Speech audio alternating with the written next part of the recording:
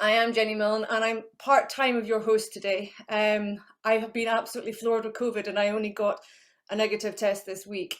So for those of you that know me really well, you will realise that the brain's not working at the same speed, the energy levels aren't there, and to be honest, I can't really cope with much screen time. So some of the team are going to step in today and help out. So if you see me disappear, please don't take that personally. And if it's your first cafe, the other people here will tell you that usually it's full of loads of energy.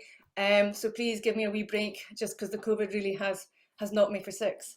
So that's my excuse put forward for this morning. So thank you for joining us. As you all know, it's about demand response transport today. So do keep yourself muted, but keep your videos on. The chat box, I see Alex and others have started using it, is definitely your friend. Introduce yourself, say who you are, where you are, what the weather's like, whatever it may be. Or if you're Alistair and you want to go out to Costa to get a coffee, put it in there. This session, aside from me being a bit negative about COVID, is meant to be about all positive and about sharing ideas. And for those of you that are new to SRITC, I founded it back in 2018 to bring together every person, stakeholder that's got an interest in Scotland and much further afield in the challenges and opportunities around rural transport. And we've grown from strength to strength, and last year we became a community interest company. And at the moment we're undertaking some work for the Scottish Government, which some of you have been involved in as well. So that's fantastic. Now I've got to get my brain to get the slides to work. So since we last met, as I say, I've been out of action pretty much with COVID, but the team have responded to the consultation that's been in place in Scotland about the 20% reduction in car kilometres. So thank you to the team that pulled that together. We were meant to be running a workshop about the NTS2, but I obviously had COVID, so we've had to postpone that. For those of you that were originally involved in that workshop, you should have an email in your inbox, but it's targeted mainly at people involved at Transport Scotland, Scottish Government, public sector, the world of academia and associated organisations. So if you haven't been involved and you wear one of those hats, then please do drop us an email and we will get you involved, but it should be taking place in the next couple of weeks. The team have also developed some personas that have been created from the story cubes, etc., that we pulled together in the first two workshops. So they've been busy away in the background while I've been not well. The other things that have happened is the gathering. We're all coming together at Botagarten in September, 14th, 15th of September. Very much a dynamic session that will have lots of site visits, etc. But the good news is we've sorted the catering. That's the really important bit. And we're also starting to pull together the themes that we're going to be covering over the day and a half. So if you have a particular desire to speak, or there's a theme that you really like to have covered, whether it's energy, whether it's DRT, whether it's mobility hubs, whether it's mass, whether it's opportunities, barriers, whatever it may be, then please do drop us a message and we'd love to get you involved. So that's all getting pulled together at the moment as well. But before we kick off, Alex has his polls, and I see James Gray is with us today from Smarter Choices, Smarter Places, who have kindly been supporting us financially since November. And in order to be able to give James some data and information, we need to run some polls. So Alex is putting a few up here, so I wouldn't mind if you could just fill them in just now before we kick off and I hand over to Matt. So Matt, as you know, or may not know, is very much involved in the DRT, the Demand Response Transport field, but I'm going to call it DDRT for the digital element. So as you're filling this in, and Alex, you might want to go on to the next poll, I don't know. Yeah, we're just giving every chance. We'll close that first one, thank you very much. And just a couple more before we get into the presentations. So the next one's just let us know what type of company, if you are representing a company, what sort of company it is, or of course, if you're just coming as an individual, then there's also an option for that as well. And I should have said, I haven't asked, but I showed you my cake that we made, which is in a bread maker. It was on one of the earlier slides, I realised, and I didn't talk about it, that my son and I pulled together because Rennie, who's joining us back from maternity leave, she used to always bring bread, homemade bread, so we made a apple and banana loaf in the bread maker today. So if anybody has got cake that they wish to share, or have a fancy piece, or even just an apple sitting with them, then please do let me know, because it is all about having something with you, whether it's healthy or not. And I see Jim's got his cup of tea coffee going, so I'm hoping he's got something more attractive sitting beside him that might be unhealthy or healthy. Have you, Jim? No? No, he hasn't. Has anybody there got anything healthy? or unhealthy? Jane's looking at me going, no, Jenny, I haven't. And I didn't get the memo on that one. Not. Just a cup of tea. Yes, no, baking's a very big part of being in a cafe. So that's why I've got mine here. So I think, is that the last? Yeah, that's the last Paul? one. Thank you everyone for answering that. So we can now kick on. Fantastic, thank you. Right, so as I say, this DRT element, I'm going to hand over to Jane and Matt in a minute. But yeah, for those of us involved in transport, we know it's not, oh, my screen's gone a bit funny, so just bear with it for 2 minutes. It'll be the internet. It's nothing new. The DRT history really has been there for decades and decades. It's just been in a different guise. And we've had demand response transport, on-demand transport is the evolution in my mind. With my part-time PhD that I do, John Nelson may be a familiar name to many of you because he was involved in demand response transport for nearly 20 years. So it's not new. We've also had a cafe where we've talked about people and parcels and combining the two elements together. I can also say it's not new to developing countries. They've been doing this for many, many, many, many, many years because it's about sharing the resources, and they actually do take it a step further, and they've got healthcare on board, they've got IT involved now, providing services for technology in rural communities. There was just this week a report out in India on how they are actually taking some really, quote, backwater areas and bringing these services into the digital realm rather than being more traditional without that digital connectivity. So I'm really looking forward to what Matt's got to say today. Many of you will also have been aware of the BBC4 programme that went out this week on positive thinking on-demand buses. If you haven't listened to it, it's definitely worth the half an hour when you go out for a walk to plug in. A lot of interesting questions and challenging questions, which I'm sure some of you will share and agree in the chat. So well worth a listen. Once Jane and Matt have whet your appetite with the DDRT, we're going to move to something called Padlet, and that's where I'll pull on others to help facilitate as I fade away. Padlet's an online tool, and we're going to look at the opportunities and barriers of rolling out such a solution, wearing the hat that you have, whether you're a public local authority or whether you're a business or whether you're a community organisation, so we can pull that evidence base together. So without further ado, I'm going to hand over to Matt to allow him to do the introductions and for me to go and have a wee nap. Thanks. No offence, Matt, I'm not having a nap because you're talking. I'm just having a nap because I'm tired. No worries, no worries. Hi, everybody. It's nice to meet you. My name's Matt. I work at a company called The Routing Company. We're a DDRT provider. The presentation that we're just about to go through is actually going to be one of two parts, effectively. One part is going to revolve around the issue that kind of comes before DDRT, which is about understanding data and understanding, the problem of mobility.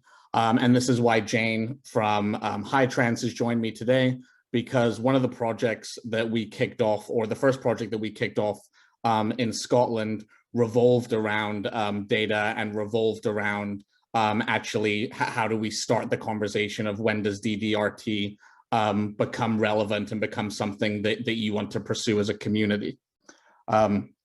So effectively, we're going to divide this into two parts. One's going to be about the work that we did with HiTrans on the CIVTECH 5.0 project, which started back in 2020. That feels like a lifetime ago with how long we've been in lockdown since then. We're then going to go into what we describe as Pingo Light, which is the data tracking tool that we built in response to that challenge. And then finally, we're going to go over the outcomes of our DDRT trials in Dunoon and Campbeltown.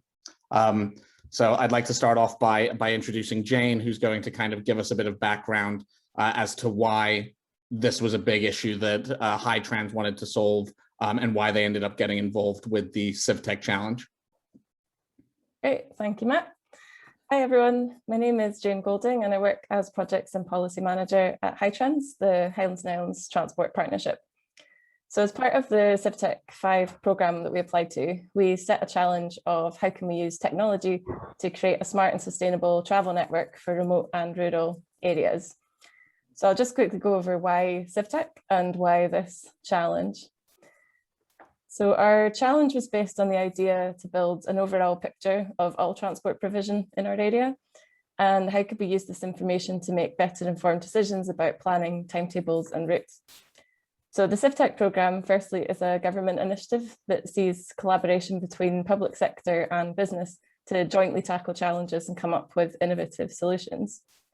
As a public body, it's a completely different type of procurement process than we're used to. Instead of producing a detailed specification, the method gets flipped around, and instead you're encouraged to focus more on the problem or challenge that you have and not come in with any preconceived ideas of what that solution might look like. So instead, it's the opportunity for businesses to come up with their ideas and apply for your challenge. It's a really collaborative process and gives companies a chance to engage with your stakeholders as well as the procurement progresses. And what we found by this approach is that the solution has a lot more to it than you could have initially predicted. And the benefits of having more engagement means better and longer lasting results that really meet the needs that you're after. So why this challenge? So we know there's a lot of emerging technologies and ways of obtaining data that could help inform transport planning. But how do we do this in a way that really captures all the movements happening in our area? We didn't just want a solution that could pick up buses that already have ticketing software that can be trackable, but we also wanted to pick up services such as community transport operating at smaller, more local scales, such as DRT, and some services which might have only still used pen and paper booking systems, so can be much harder to keep track of. So our hope really was that by developing something like this, we can better understand the travel patterns, gaps in service provision, and create some cost efficiencies for our transport providers by better utilising existing vehicle fleets around our large area. So I'll pass back to Matt now, who'll speak more about what's been developed. Absolutely. Thank you, Jane, for the intro. So yeah, to just touch upon what Jane said there, in particular, was this idea of approaching things from the perspective that we are dealing with a problem rather than coming in with knowing what the solution is. I think one of the things that we do as sort of technology providers sometimes is that we feel that we always know what the right answer is. And so when we first came into this problem with HiTrans, we said, hey, look, we're a DDRT provider. We think this is the solution to your question. We're ready to go. But as we kind of delved into it, we realized that there was a host of other things that acted almost as roadblocks before we even got to the implementation of DDRT. And so one of the things that we actually ended up doing was we ended up taking a step back and we said, okay, rather than immediately going to providing this new mode of transportation, let's actually try and figure out what's going on in transportation across the area to begin with. So what we did was we ended up saying, okay, we want to be able to see all of these different modes of transportation within one single platform. And the idea was that we wanted to have a couple of different outcomes. One, we wanted to empower operators and dispatchers, and I use operators and dispatchers in a very wide sense to include CTA as well as bus companies. Because one of the things that we discovered was whether it was small bus companies or CTs was that sometimes the data that they produced was fragmented or isolated. And so what we said was if we were able to provide them with a tool that centralized all of this data, it would allow them to make data-driven adjustments to their services, as well as make funding opportunities and investment decisions moving forward. I think everybody within the rural community knows the value that's added, for instance, by community transport operators or by their small local bus operators. But that anecdotal evidence doesn't necessarily translate well when you're looking at trying to get additional funding from central government, Scottish government, or even local government, is they tend to want to rely a bit more on cold hard data. And so we thought it would be great to be able to introduce a tool that would be able to do that. So what we did was we ended up creating two things.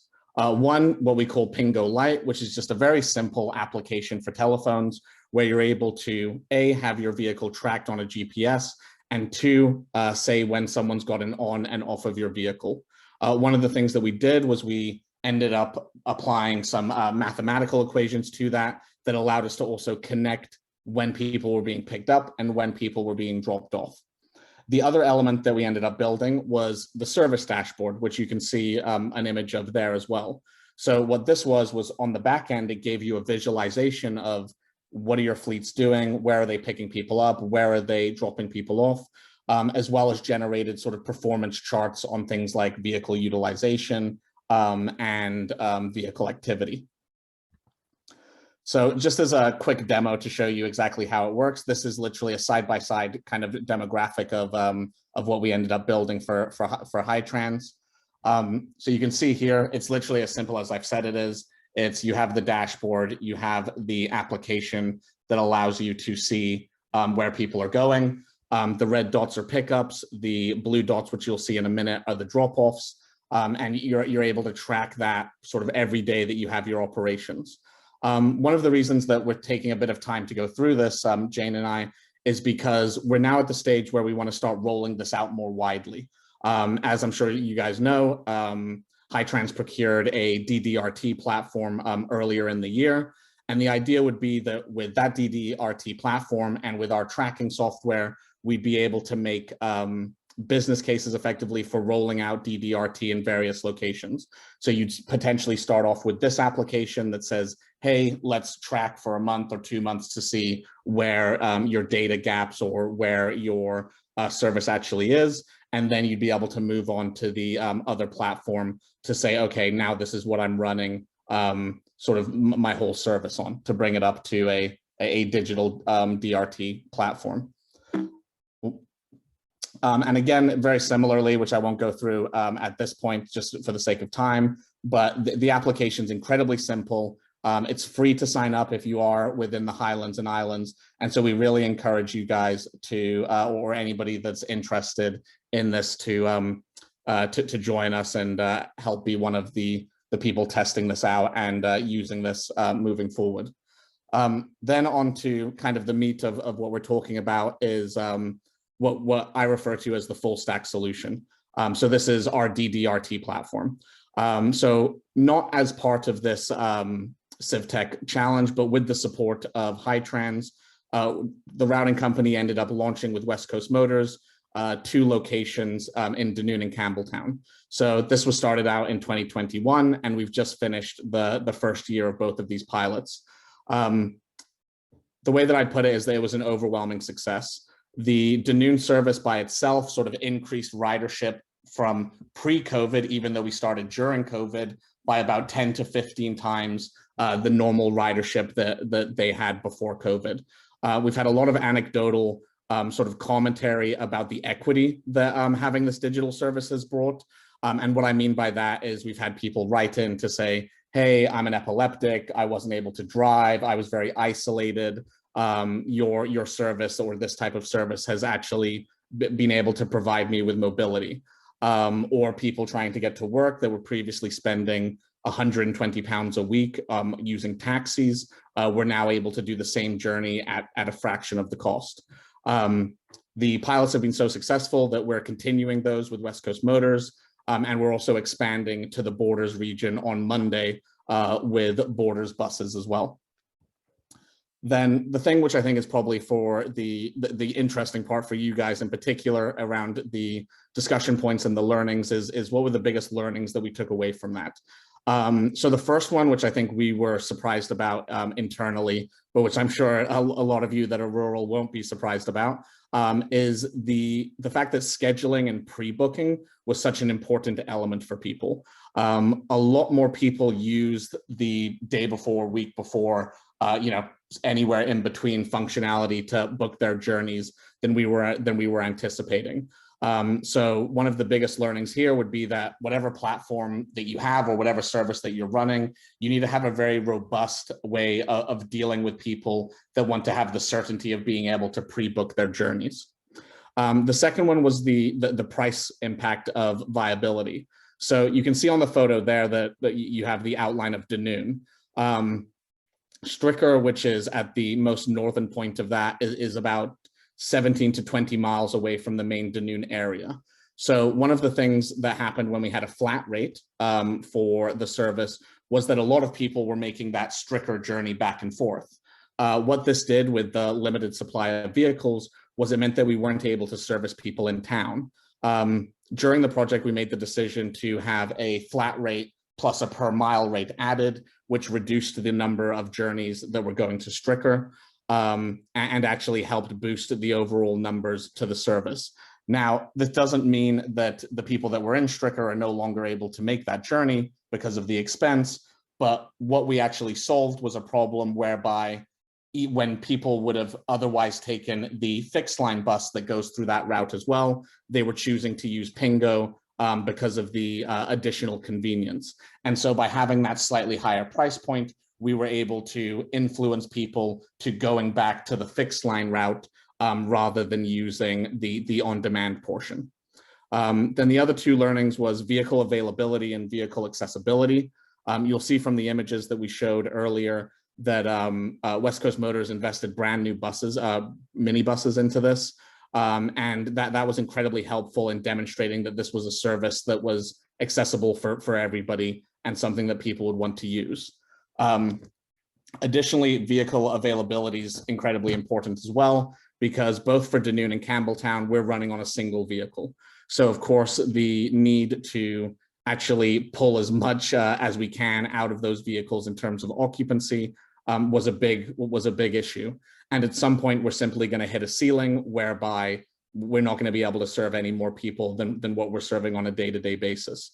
And so one of the big issues with DDRT is how do you kind of manage that? And that's still very much an open question. There can't be a situation where you're just consistently adding buses all of the time. And then finally, it was the idea of marketing and service availability.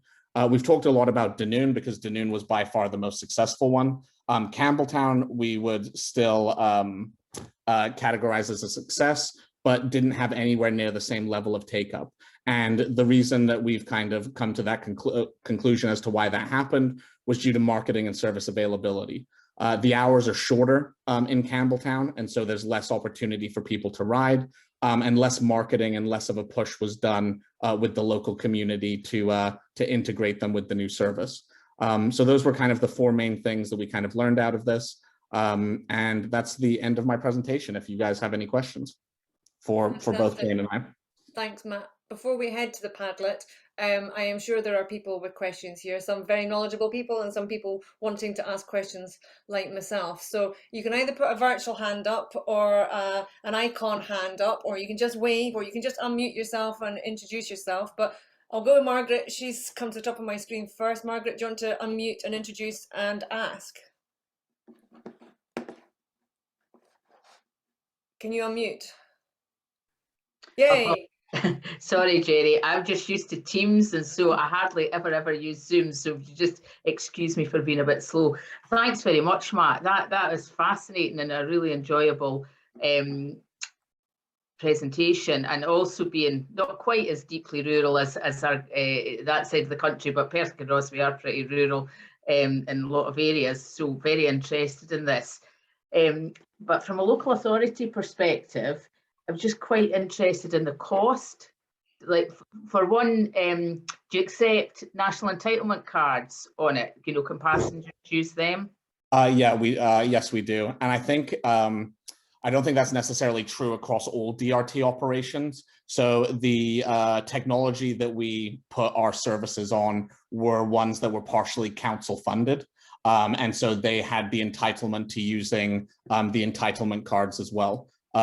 So that's why for our services, you were able to use those as well.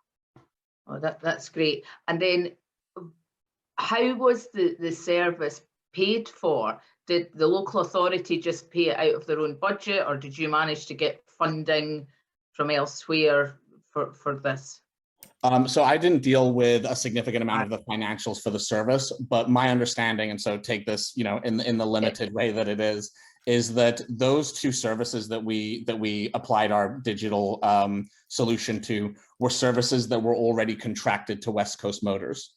So when I say that we were doing 10 to 15 times more trips, the reason that I'm able to say that is because West Coast Motors had already been contracted by Argyle and Butte to provide DRT. So they were providing what I'd call an analog version of that system. And so what we did was we said, okay, you guys already have this funding. You guys have already sort of got all of this in place. We're going to add our technology layer on top of it.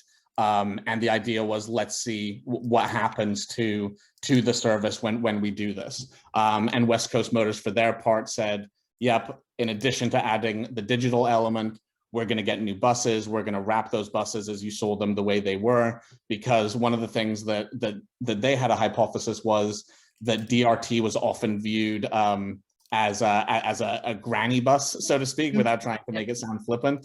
No, you're right. I even think that one of the campaigns or slogans that was locally thrown around was not just your grand's bus. And the idea was that it was about updating it and modernizing it to make it accessible to people. And I think an application and if I do say so myself, a very sleek application really helps with that upgrade, because young people are always on their phone, always like using their phone, and if you give them something that gives them the sense of newness, of innovation, then it's something that they're very happy to participate in. So just one last wee point. Thinking in terms of older people, some of them are not so digitally aware.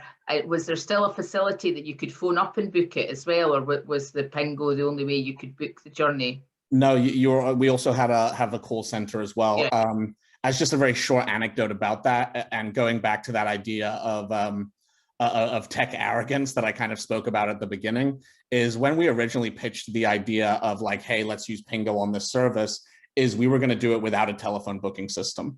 But in consultation with West Coast Motors, they kind of said, no, you need to understand there's going to be quite a significant portion of people that aren't going to want to be using the application. And so we specifically built that out at that time to be able to have that facility. What we saw was that in the early days, there's a very high number of people that use the telephone booking system, but that slowly comes down over time. And that's more of a, that is an intentional idea, which is, hey, I know that you're slightly uncomfortable using the app, but try and download it because you'll be able to do X, Y, and Z easier, track the bus easier, so on and so forth. And so we were able to start bringing that number down. But you're absolutely right. That call center functionality was just absolutely necessary. I think it would be about 25 to 30% of people that we would no longer be able to serve if that wasn't available. Again, that's off the top of my head rather than yeah. I'm going to interrupt because I'm going to give a bit of an anecdotal to this, and I know Mark and John and others have got their hands up, so hopefully some of this can go into the Padlet, and if it doesn't, we'll come back to you and you can bring it in. But Margaret, I also get the opportunity to use a DDRT, and it's not Matt's, and I have to say some of the people on the call as well will have access to this one. You know that this is industry. I still use a phone because the app doesn't work. Right. And it doesn't work for me. And the problem also is it's only available 9 till 4 on a Monday to Friday. And I know a lot of people in this area find that really limiting. So that's my user experience I use the phone. I've deleted the app. So many people have deleted the app because it's not worthwhile. So that support is really, really important, whether it's digital or on the phone. Mark asked the question, I think it was Mark in the chat about dates and things. So the gathering, just to remind people, is the 14th and 15th of September. It'll be a half day on the 14th, a shindig in the evening on that Wednesday, low key. Then the Thursday will be all singing, all dancing, all interactive, with the singing and dancing continuing in the evening with music and food. And we are expecting and have been told that we will have some buses available to us to ferry people from their places of accommodation.